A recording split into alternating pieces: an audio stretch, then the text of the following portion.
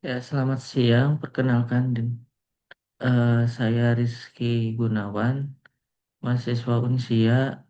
Untuk melengkapi tugas akuntansi keuangan 2 dari Ibu Nur, saya akan mempresentasikan terkait dengan interpretasi arus kas bebas, free cash flow, dan implikasinya terhadap pengambilan keputusan investasi.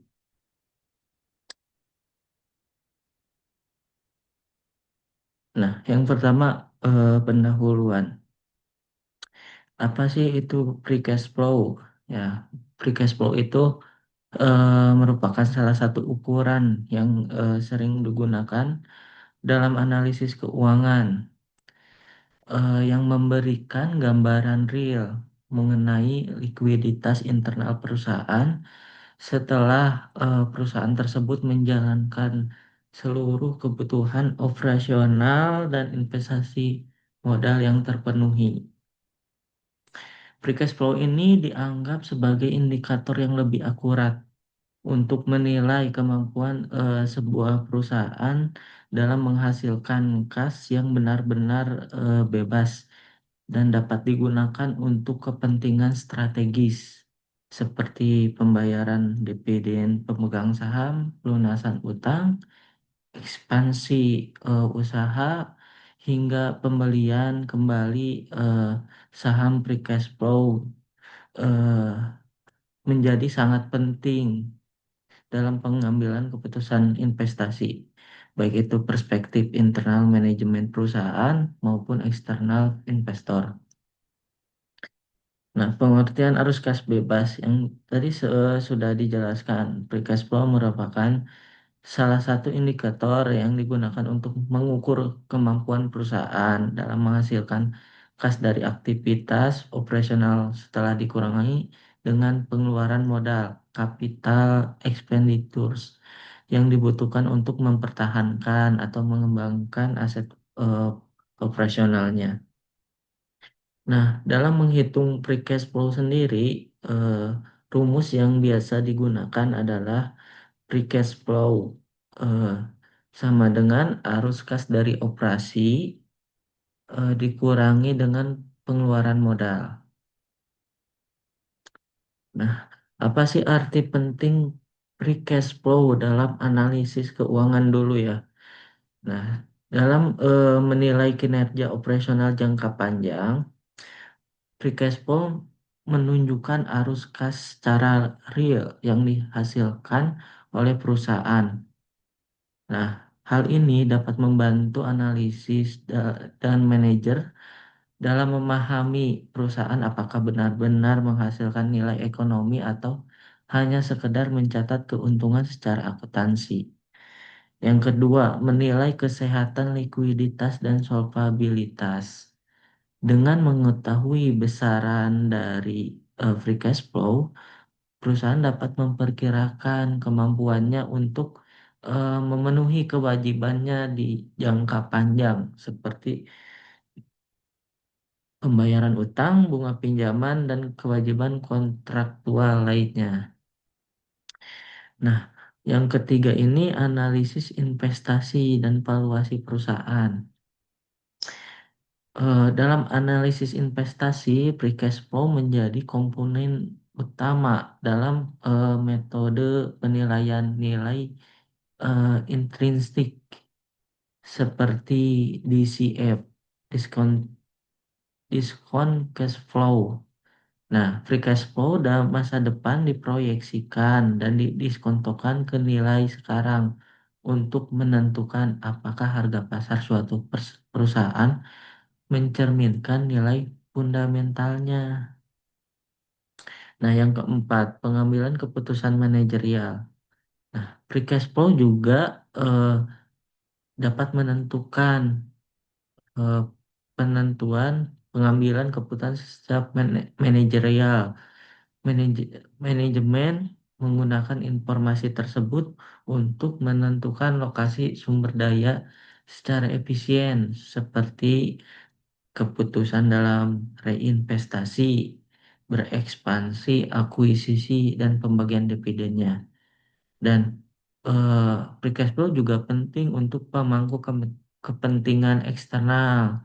Kreditor itu ingin memastikan perusahaan itu memiliki kapasitas untuk membayar utangnya, karena free cash flow tersebut dilihat sebagai sumber utama pembagian dividen atau pengembalian kembali saham atau buyback.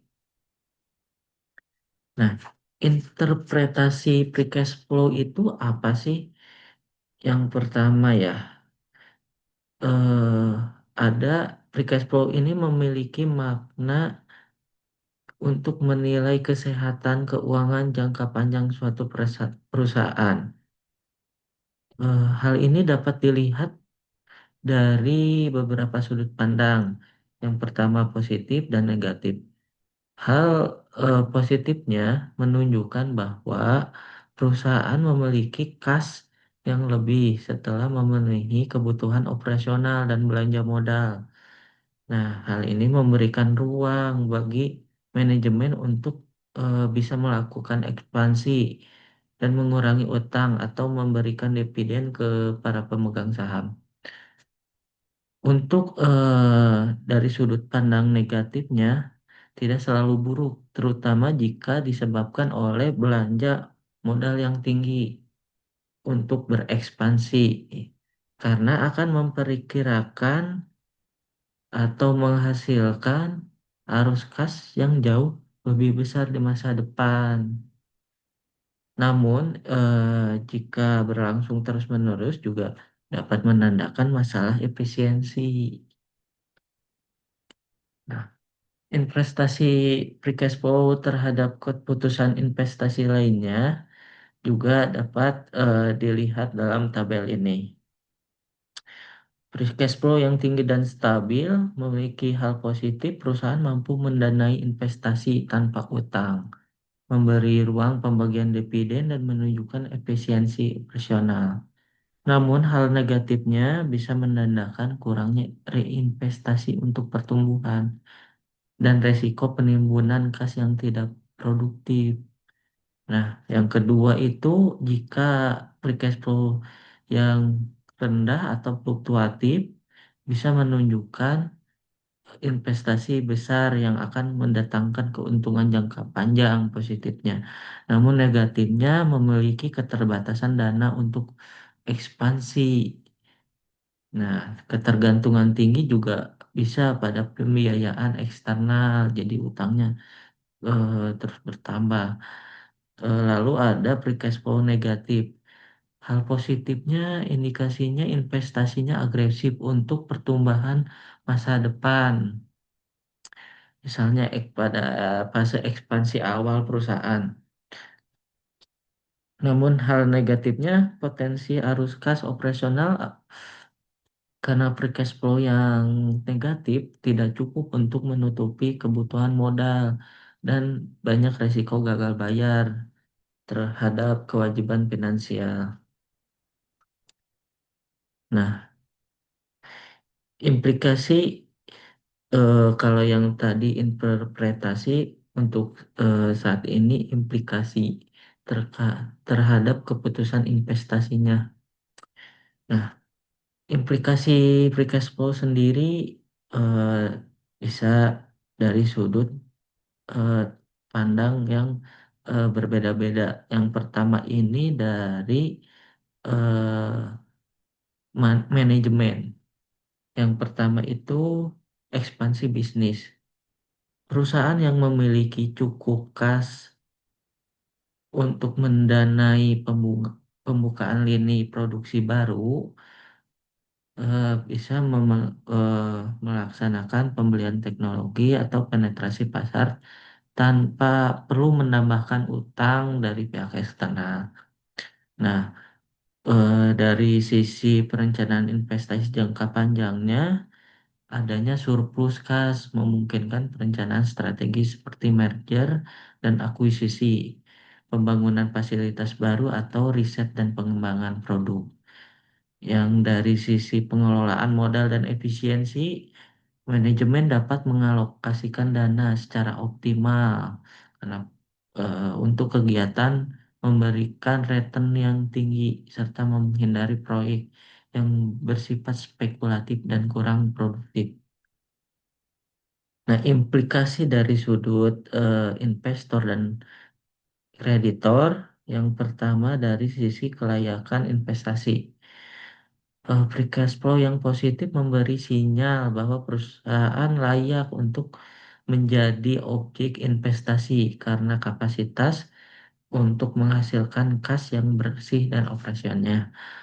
Dari hal pembayaran dividen atau buyback saham, perusahaan dapat memberikan return langsung kepada pemegang saham melalui dividen tunai atau buyback yang berpotensi meningkatkan nilai saham. Dan hal ini dapat eh, menimbulkan kepercayaan pasar. Jadi kreditor akan menilai perusahaan ini sebagai entitas yang sehat dan memenuhi kewajiban pembayaran utang secara lancar. Nah, kita lanjut ke soal studi kasus. Dari pembahasan semua pembahasan sebelumnya, eh, coba kita mulai kerjakan studi kasus yang eh, seperti ini. Yang pertama itu PT Alphabet, perusahaan manufaktur yang bergerak di sektor barang konsumsi. Memiliki ringkasan data keuangan untuk tahun buku yang berakhir pada 31 Desember 2024. Nah, laba bersihnya memiliki 950 juta, beban penyusutan dan amortisasi 300 juta, perubahan modal kerja bersih 100 juta, belanja modal 450 juta. Sekarang hitung free cash flow perusahaan tersebut. Nah, dari kasus tadi untuk menghitung eh, operating cash flow dengan pendekatan tidak langsung sebagai berikut. Jadi, laba OCF sama dengan laba bersih tambah penyusutan dikurangi kenaikan modal kerja. OCF sama dengan 950 juta dari yang tadi ditambah 300 juta penyusutan dikurangi eh, perubahan modal kerja bersih 100 juta, sehingga eh, operating cash flow-nya itu satu, sat- 1.150.000.000. Nah, ini belum free cash flow ya. Jadi berapa sih free cash flow-nya itu? Nah, free cash flow-nya itu dihitung dari operasi cash flow ini 1.150.000.000 dikurangi dengan belanja modal atau capital expenditure sebesar 450 juta. Eh, Sehingga free cash flow yang dihasilkan adalah sekitar 700 juta. Ya. Nah, untuk kesimpulannya, jadi melalui pemahaman teoritis terhadap struktur dan cara perhitungan free cash flow tadi dapat diketahui bahwa nilai free cash flow yang positif menunjukkan kemampuan perusahaan dalam menghasilkan kas bebas yang dapat digunakan untuk berekspansi, pembayaran dividen, pelunasan utang, atau investasi strategis. Namun sebaliknya, jika nilai free cash flow yang rendah atau negatif eh, tidak juga selalu buruk, tetapi perlu dianalisis dalam konteks strategi pertumbuhan dan siklus bisnis perusahaan. Terima kasih, eh, terima kasih atas presentasinya. Mohon maaf jika ada eh, salah-salah kata atau mungkin dapat dikoreksi dari saya. Sekian, terima kasih.